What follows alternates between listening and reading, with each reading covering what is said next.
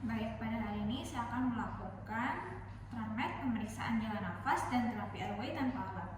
Yang pertama, saya memberikan salam dan memperkenalkan diri. Baik, permisi Bapak, perkenalkan nama saya adalah Dr. Lina. Saya dokter yang menjaga IGD pada pagi hari ini. Sebelumnya kalau boleh konfirmasi ini dengan Bapak Riko ya Pak.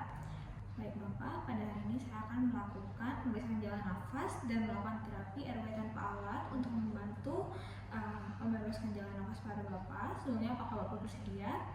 Baik, kalau Bapak bersedia, selanjutnya saya akan meminta pertolongan fasilitas kesehatan terdekat.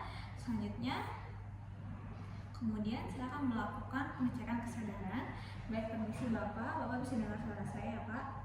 Baik, Bapak bisa merespon pada pasien ini, respon to verbal. Jadi selanjutnya saya akan melakukan evaluasi airway mulai dari look, listen, dan juga feel.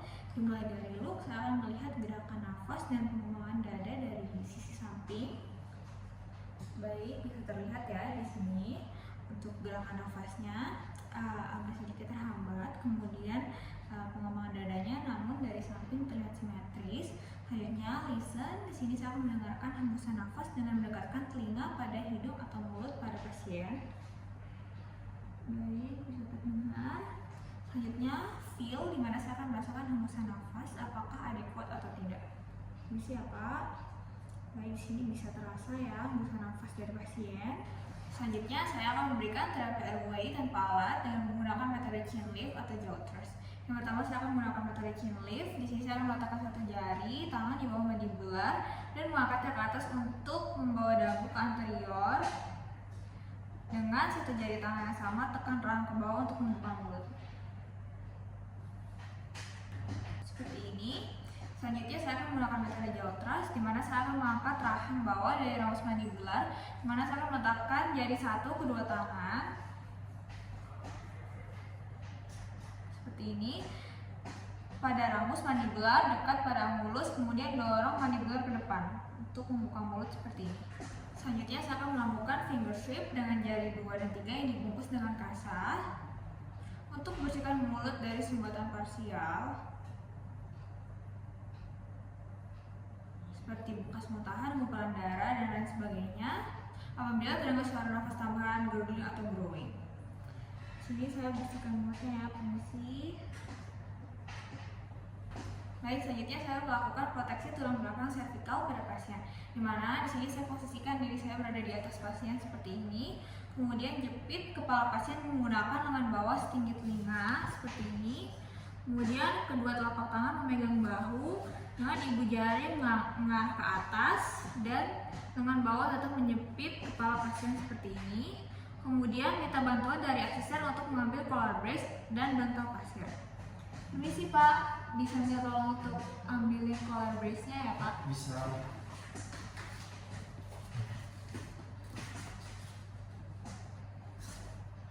Kemudian ujung collar brace yang ukurannya sesuai dimasukkan dari sisi belakang dan sedikit melewati leher.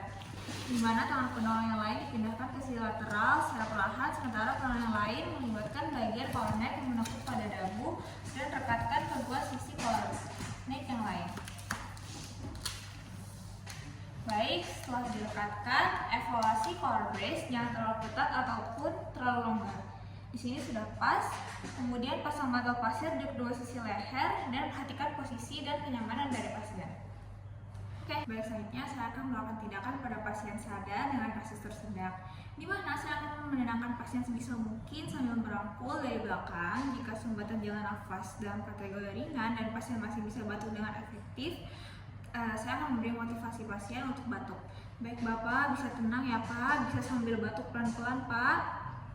Oke baik, seandainya pasien mengalami sumbatan jalan nafas yang berat dan batuk tidak cukup efektif, namun pasien dalam kondisi sadar, lakukan back dose maneuver sampai 5 kali. Dimana tindakan ini dilakukan dengan hentakan mendadak dan keras pada titik silang, garis antar belikat, dan garis punggung belakang dengan menggunakan telapak tangan.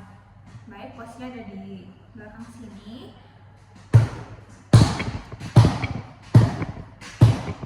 Baik, setelah itu selanjutnya saya melakukan Heimlich maneuver atau abdominal thrust pada pasien sampai 5 kali.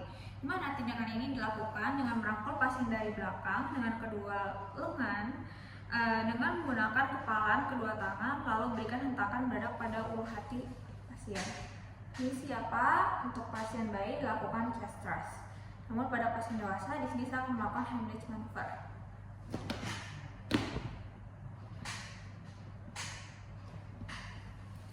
Oke, baik. Selanjutnya kita akan mengevaluasi kondisi pasien, apakah subatannya sudah bisa keluar dan apakah pasien menjadi tidak sadar. Baik Bapak, apa sudah baik-baik saja? Ini dapat dilihat pada pasien sumbatannya sudah bisa keluar ya Pak setelah dilakukan manuver tadi, dan juga pasien terlihat sadar. Namun jika pasien kondisinya tidak sadar, kita akan melakukan CPR, dimana untuk pasien anak dan bayi buka jalan nafas terlebih dahulu dan coba berikan nafas buatan.